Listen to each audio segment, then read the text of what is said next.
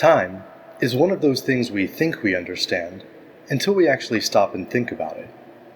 Philosophers and physicists have devoted a great deal of mental energy to pondering the question, what is time?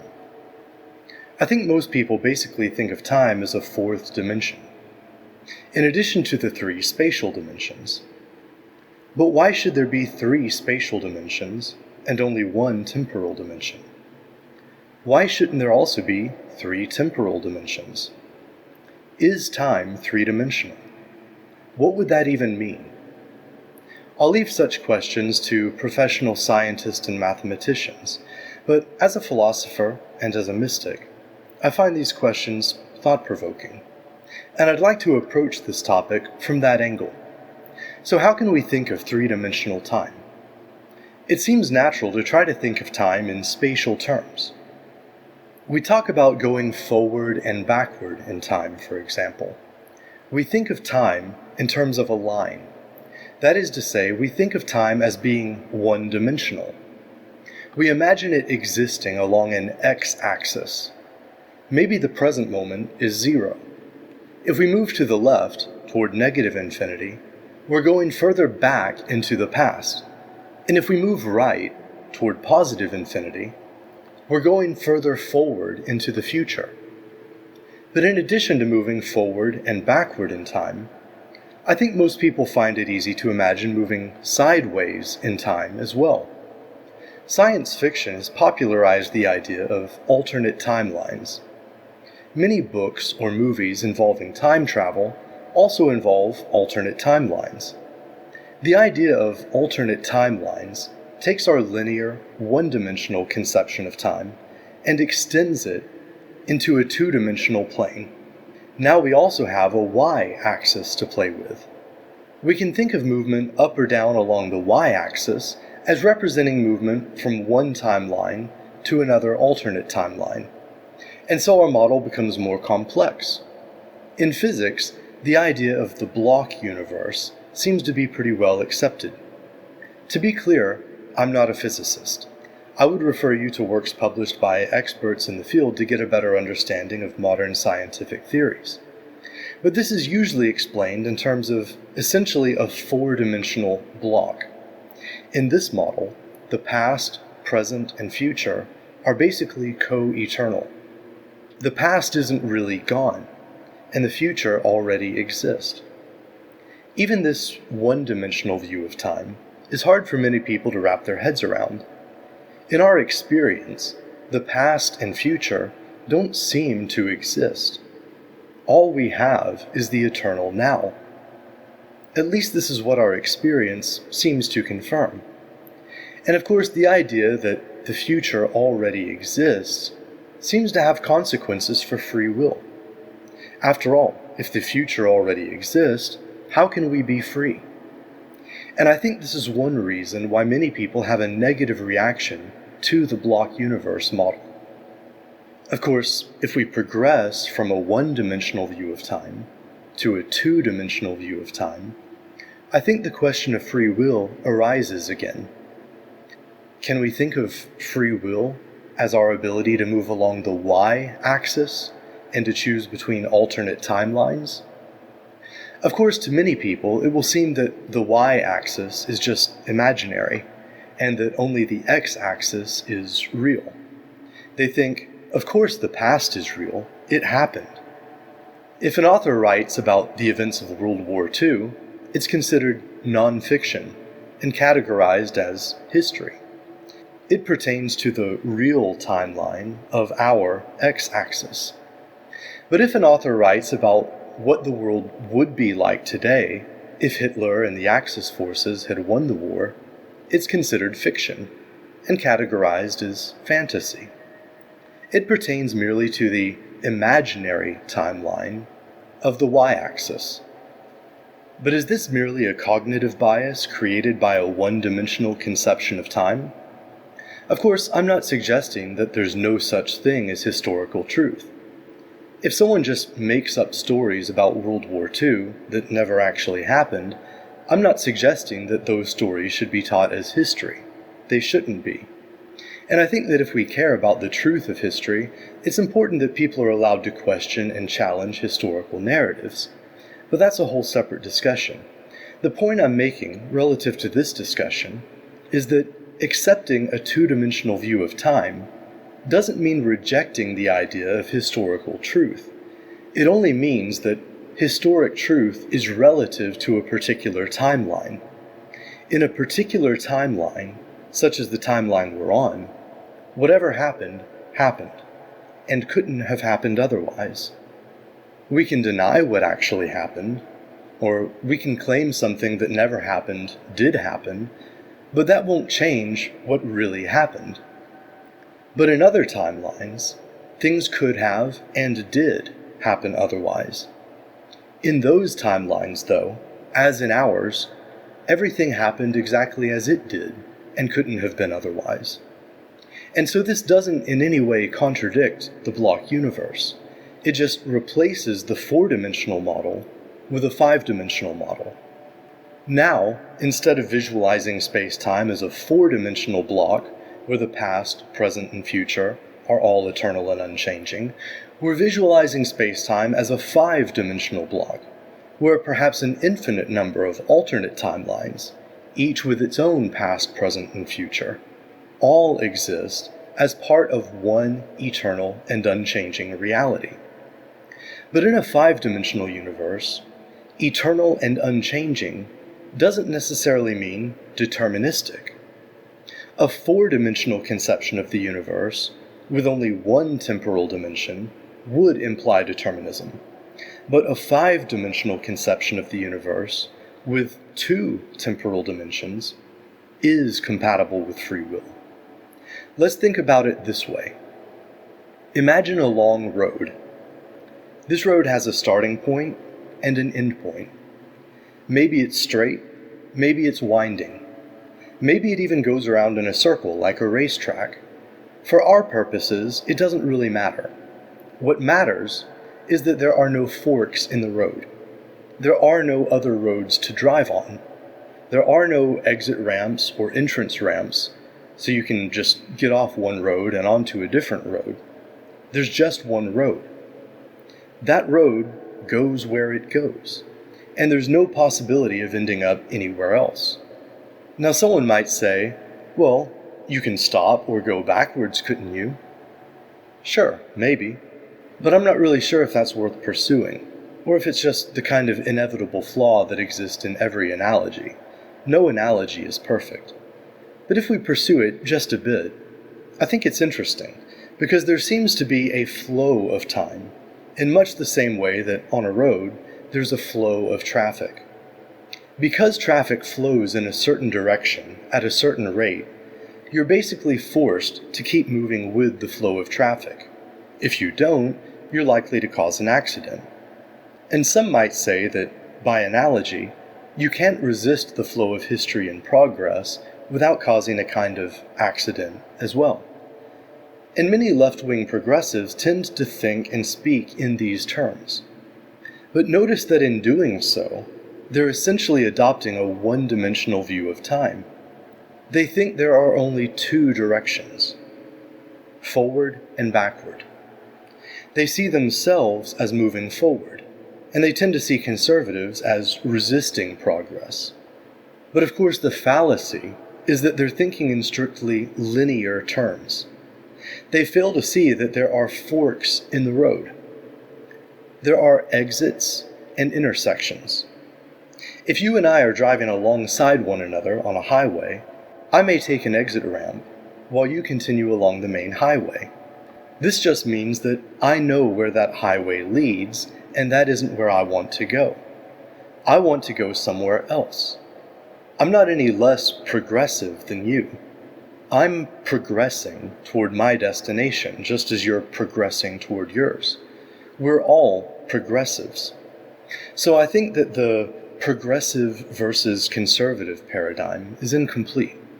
It's rooted in a one-dimensional view of time, and it assumes a four-dimensional block universe.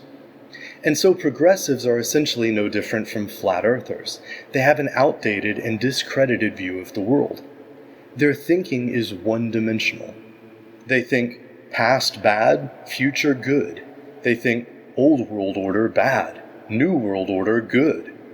They fail to consider the y-axis. They're blinded by linear thinking. They see everything in terms of positive and negative along a single line on which we must either progress toward infinity or regress toward zero. Their linear thinking blinds them to the existence of a more complex plane. What they call progress is merely progress toward one of many possible futures. And maybe it isn't right to say possible futures, because in the five-dimensional block universe, all possible futures are equally real, eternal, and unchanging. So maybe we should speak in terms of actual futures. If we look at these conventions of language, we can see how deeply the one-dimensional view of time is ingrained in the collective conscious. Most people would find it normal to speak of multiple possible futures, but only one actual future. They think that only the x-axis is real, and only the x-axis that we're currently on. They see the y-axis as imaginary. And don't worry, I'll get to the z-axis in due time. But as we travel from the first dimension of time toward the third dimension of time, I think it's worthwhile to enjoy the scenery of the second dimension. That's why I'm staying within the five-dimensional block universe for just a bit longer. When considering alternate timelines, I think most people tend to imagine parallel lines. And of course, parallel lines have the same slope and never intersect. But I can't think of any reason to assume that alternate timelines would necessarily have the same slope. So in theory, timelines might intersect, which might make travel between them possible in some way. There's also no reason to immediately assume that they would be straight lines. Doesn't relativity theory tell us that space-time is curved? So it seems possible to imagine that alternate timelines intersect, even at multiple points. Maybe two very different versions of the past both lead to the same moment in the future. In fact, maybe all possible timelines ultimately converge at some common inevitable future. If so, then this wouldn't seem much different from the one-dimensional view of time, and it would raise similar questions about free will. Somehow, though, it seems absurdly improbable to assume that all timelines converge on the same endpoint. Why should they? And of course, it isn't even certain to me whether these lines have an endpoint at all. Maybe each timeline is infinite. Or maybe each timeline is more like a wave. In other words, it would have a finite wavelength, which would repeat indefinitely. This idea is reminiscent of Nietzsche's eternal recurrence, or the idea that everything repeats the same way over and over again. But of course, that thought is less terrifying if you view time as more than one-dimensional. Because although a particular timeline may repeat over and over, like an infinite wave pattern, you might have the ability to move sideways into an alternate timeline, onto an alternate wavelength. But I think some people will find an apparent paradox here. To make the paradox more apparent to anyone who doesn't already see it, I may need to talk about what the block universe means, and what a five-dimensional block universe would mean. Take a novel as an illustration. A novel is like a four-dimensional universe, with three spatial dimensions and one temporal dimension. In a sense, the novel has a beginning and an end. But the beginning, the end, and every page between the front and back cover exist simultaneously. And to invoke the wave analogy, after you return the book to the library, someone else will check it out. Each reading of the book is like a wavelength. The wavelength is finite. The wave itself is infinite. The story is one-dimensional. You can only move forward and backward through it. Of course, it naturally flows forward. I've heard physicists express confusion as to why time flows forward rather than backwards, since merely from the perspective of physical processes, it could run either way. For me, this is like expressing confusion as to why people read novels from front to back. It's simply because that's the way novels are created to be experienced. The flow of the story is intended to be experienced from the beginning to the end. The same goes for philosophical arguments and lectures for the most part too, I would say. The fact that time has a forward flow at all is a subtle argument in favor of the universe being mentally generated. It's basically a teleological argument for the existence of God, or at least for the existence of something like a universal mind, which we might refer to as God. I don't necessarily mean the God of religion, but simply the God of philosophers and sages. Why do we experience time as a forward flow? Perhaps because that's the way it was meant to be experienced, and it wouldn't make sense for us to experience it in any other way. But getting back to the library analogy, most people would think that if the future is written, like a novel, this negates free will. This isn't true. Yes, the end of the story has already been written, but you've chosen to read it. Why? Maybe for the experience of it. Maybe to gain more knowledge. Is it possible to think of your life in this way? Maybe everything that will happen to you in the future is preordained and destined. But you've chosen to experience this life. Maybe for the experience itself, maybe to gain a deeper knowledge of existence, God, or your true self. Maybe to voluntarily atone for some sort of karmic debt accrued in previous incarnations. Maybe simply for the thrill and excitement of it. So it's possible to reconcile determinism, fatalism, and free will if we transcend the one-dimensional view of time. Imagine that there is a universal library containing the Akashic records. Maybe it has an infinite number of shelves with an infinite number of books. Anything that could ever possibly be written has been written here. It all exists simultaneously on the shelves. The past, present, and future of every possible timeline exists here, in this infinite library. This is how we can envision a five-dimensional block universe. This is how we can think of two-dimensional time. But is this complete? Is there something missing? Are we forgetting something? What could we be forgetting? Everything that could ever be written is here. All that has ever been, all that is, and all that will ever be, in every possible world. So what could possibly be missing? I'm reminded of a story. 6 men were on a journey. On their journey, they came to a river. The current was very strong, but they had no choice but to swim across. There was no other way around. Each of them barely made it across to the other side. But once they reached the other shore, they decided to count heads to make sure everyone was accounted for. So one of them counted. 1, 2, 3, 4, 5, only 5. One of the others counted, just to double check, but he also counted only 5. They counted several times, but each time, they only counted 5. One of them must have drowned. As they were mourning for the loss of their companion, a stranger approached. He asked them why they were mourning. They explained that they had lost a companion.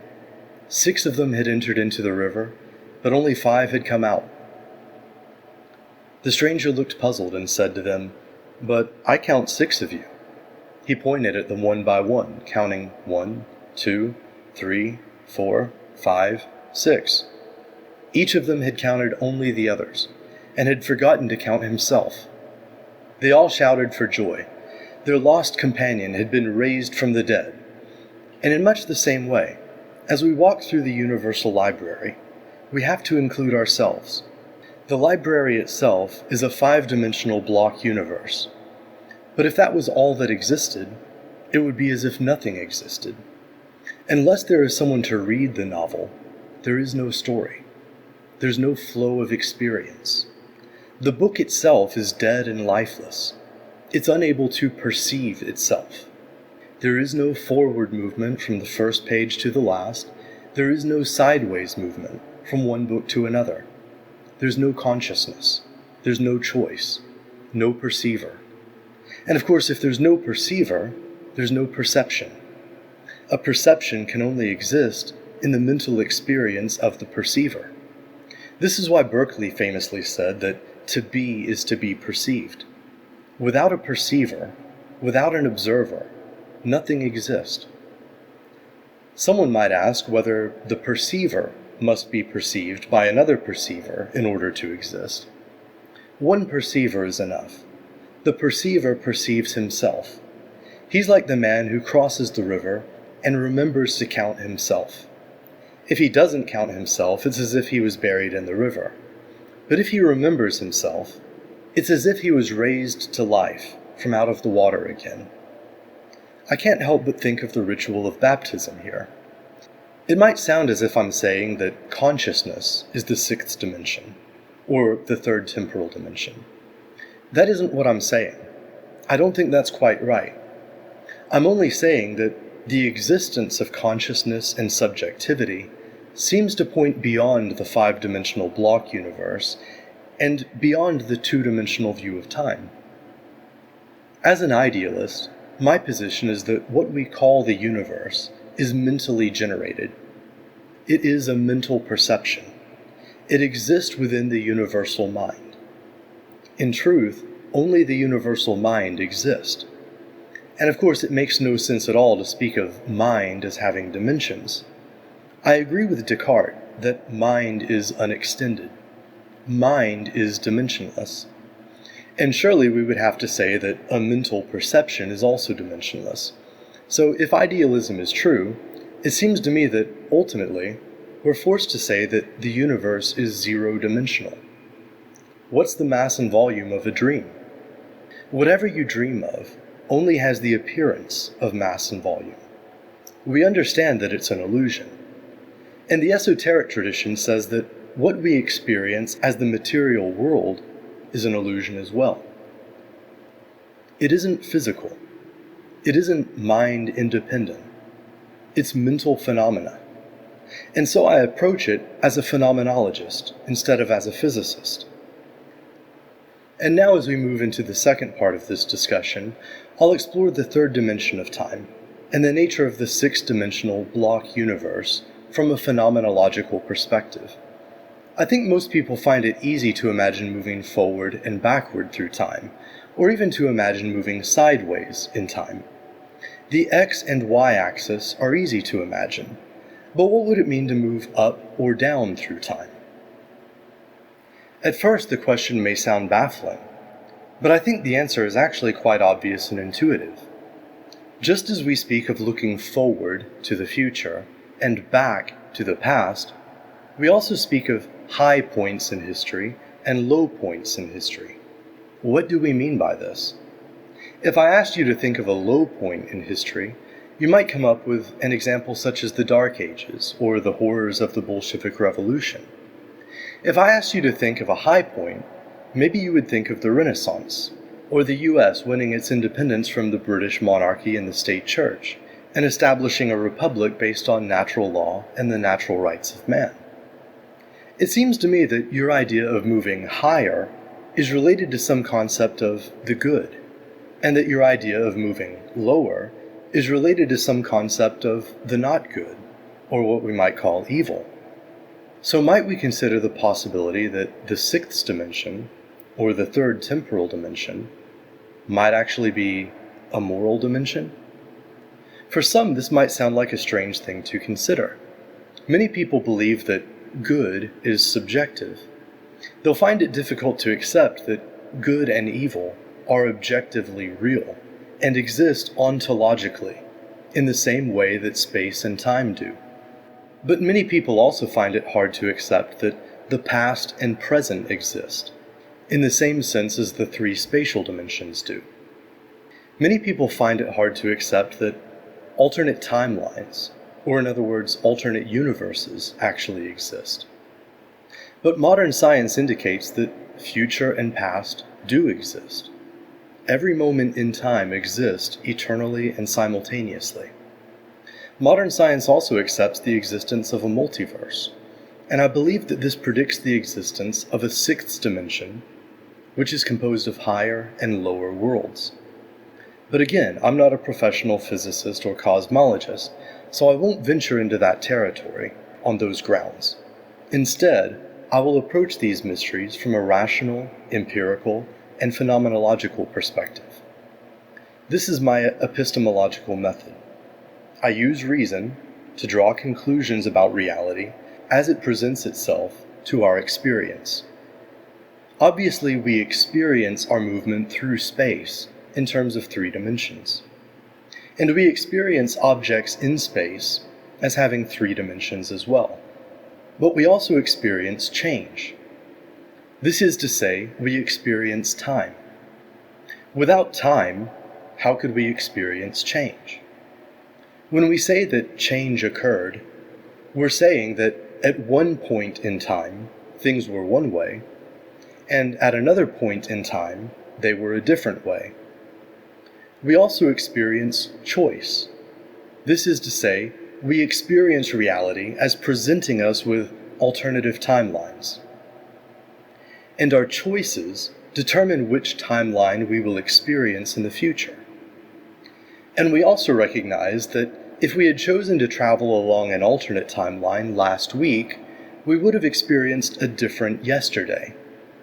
And so we can see that alternate timelines, or alternate universes, are very much a part of the reality that presents itself to us. And so simply by reasoning about our experience of reality, we can see that the reality we experience is 5-dimensional. But as soon as we see this, I think it also becomes clear that there must also be a 6th dimension. The fact that we choose one future over another demonstrates that we recognize one future as preferable to another. At this point, someone is likely to object that since different people prefer different things, this proves that good is subjective. But if we consider this in terms of geometry, or in terms of an x, y, and z axis, we can see that this objection is based on an incomplete understanding of reality.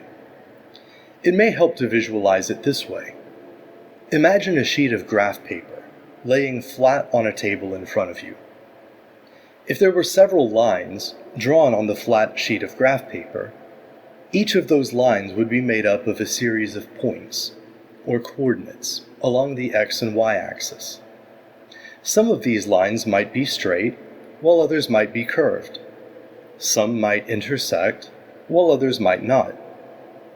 But no point on the graph would be higher or lower than any other. They all exist on a level plane. The graph paper is flat on the table. None of the lines rise up off the paper. Some people tend to think of movement toward positive infinity on the y-axis as up, and movement toward negative infinity on the y-axis as down. But when you look down at the paper on the table, you can see that whether a line has a positive slope or a negative slope, none of them actually rise up off the sheet of paper. To truly move up, we would need a z-axis. Let's imagine that instead of a single sheet, we have a big stack of graph paper on the table in front of us. Now imagine poking a needle all the way through the stack, passing through 0 on each sheet of graph paper. This represents the z-axis. Let's call the bottom sheet of paper 0 on the z-axis. The sheet above it would be 1 on the z-axis. And if we imagine that there's another sheet under the bottom one, that would be -1. The next sheet above and below those would be 2 and -2 on the z-axis.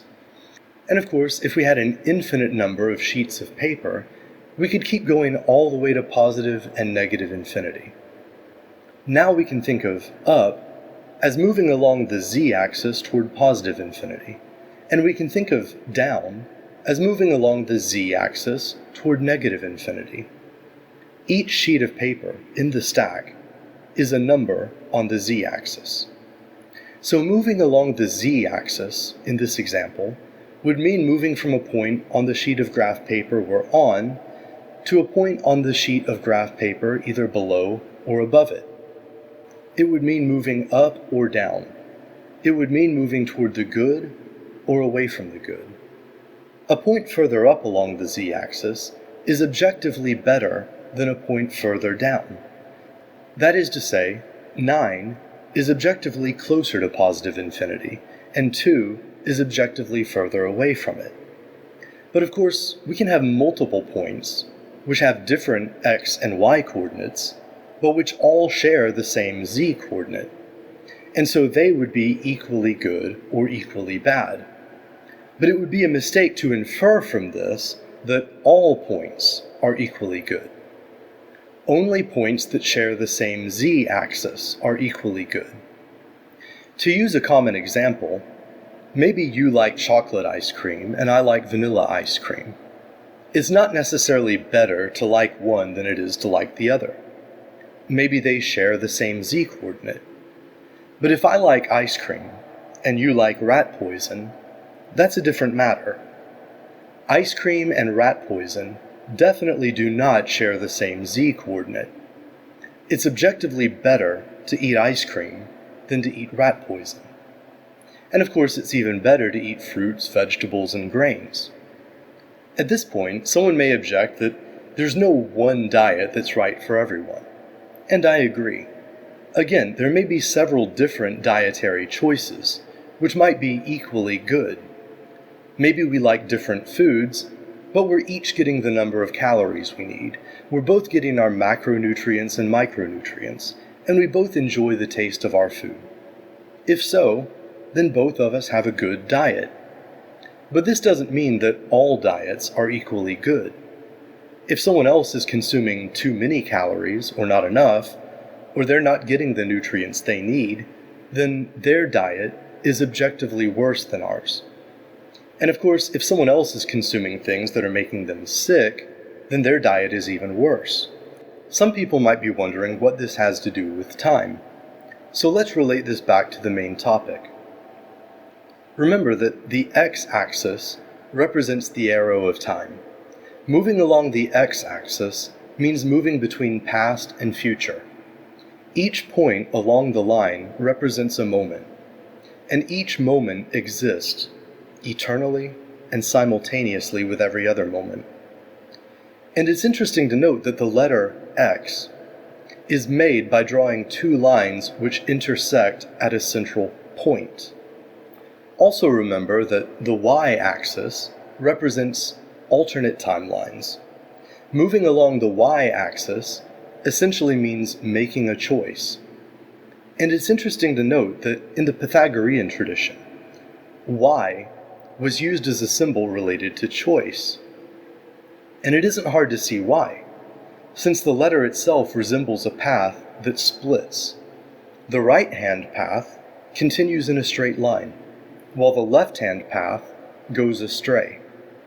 Many people have probably heard of the right-hand path and the left-hand path, and they disagree over what the left-hand path and the right-hand path are. But when we discover the origin of the phrase left-hand path and right-hand path in the Pythagorean symbol y, the true meaning becomes apparent. The right-hand path, which moves in a straight line, signifies the path of a man who has found his true self and acts according to his true will. He acts with purpose and intention, and isn't led astray by temptation or fear. The left-hand path, which strays off to the side, signifies the path of a man who has lost himself, and is controlled by warring false desires and unconscious impulses.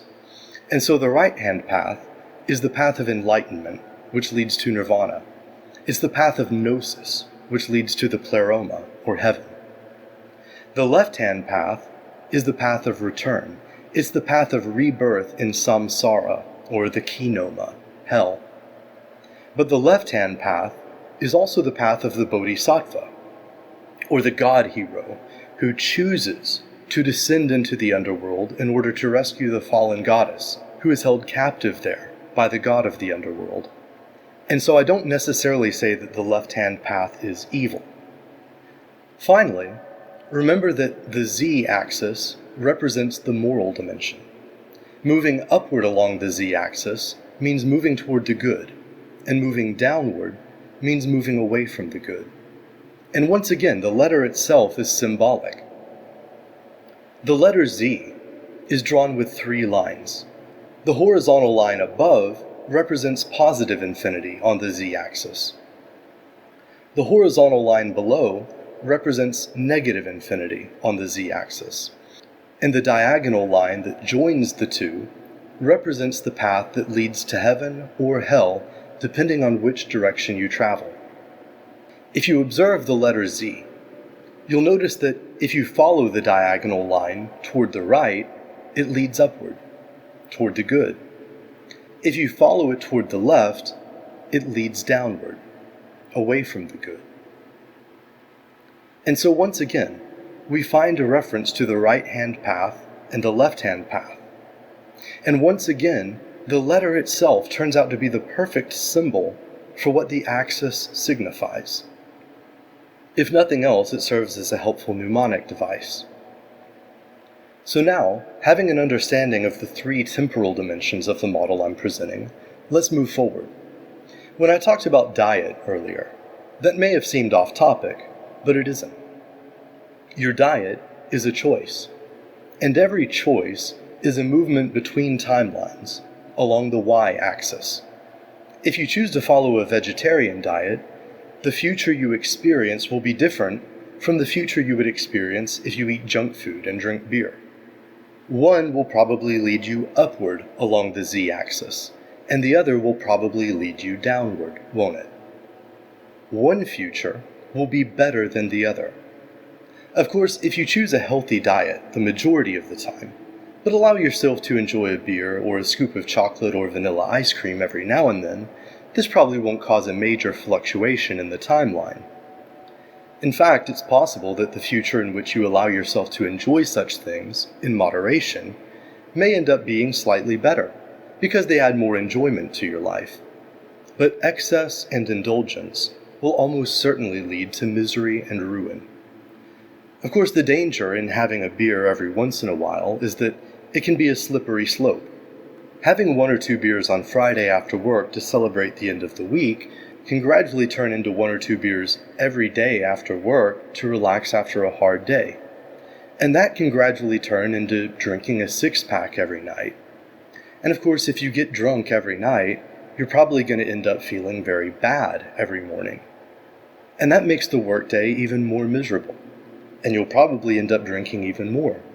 You may even start drinking on the drive home from work, or drinking at work, showing up to work drunk.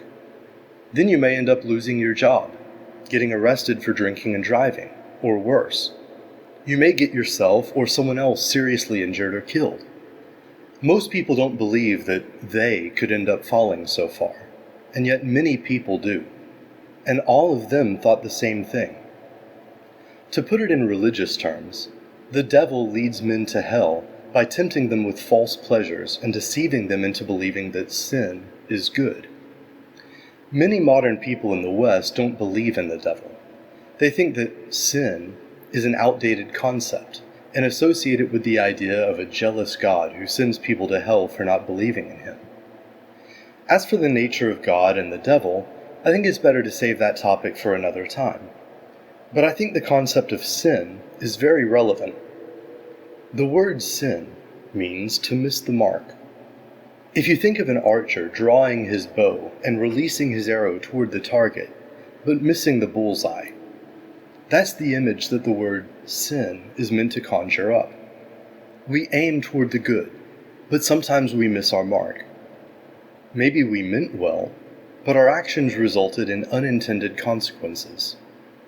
When we apologize to someone, we usually say, "I'm sorry, I didn't mean for this to happen," or "I'm sorry, that didn't come out the way I intended." Our heart was in the right place, we didn't mean any harm, we were aiming toward the good, but we missed the mark. If we intentionally caused harm, that's a different story. You didn't sin, you didn't miss the mark, you hit exactly what you were aiming for, but you were aiming for a different target. You shot someone right through the heart. This is beyond sin. This is evil. But even a man who does evil does so because he thinks that it will result in good for himself. He believes he can raise himself up by pulling others down along the z-axis. So even the evil man shows, through his evil deeds, that he knows the difference between good and evil. He isn't a moral nihilist. He is a moral realist. He sees that there is such a thing as good, and he desires what's good for himself. And he doesn't act with the belief that he's doing good to others. He knows he's doing evil to others. He knows it's evil because he knows he wouldn't want it done to him. Even he recognizes that the z-axis exists. Everyone does. We know that good and evil exist, in the same way that we know the future and past exist. We know it in the same way that we know alternate choices exist. The three temporal dimensions are simply as integral to our mental perception and experience of reality as the three spatial dimensions are, and they are just as logically impossible to deny. I say it's logically impossible to deny them because any attempt to deny the existence of any of the six dimensions leads us into contradictions and absurdities, and also because the very act of trying to deny any of the six proves the existence of all six. And so the model of phenomenological reality I'm presenting can be proven through formal logic, as well as through observation and experience. In other words, both rationalism and empiricism lead us to knowledge of the same truth. I'm sure some people may still have doubts, though, so I will outline these arguments more fully in a future discussion, and in my upcoming book, The Sacred Discourse. So be sure to subscribe. If you would like to help support my channel, please join me on Patreon. You can also support my work by making a one-time donation through PayPal, or by downloading my music. All of my links are in the description box below. Again, thanks for listening, and I hope you've enjoyed this talk. Peace.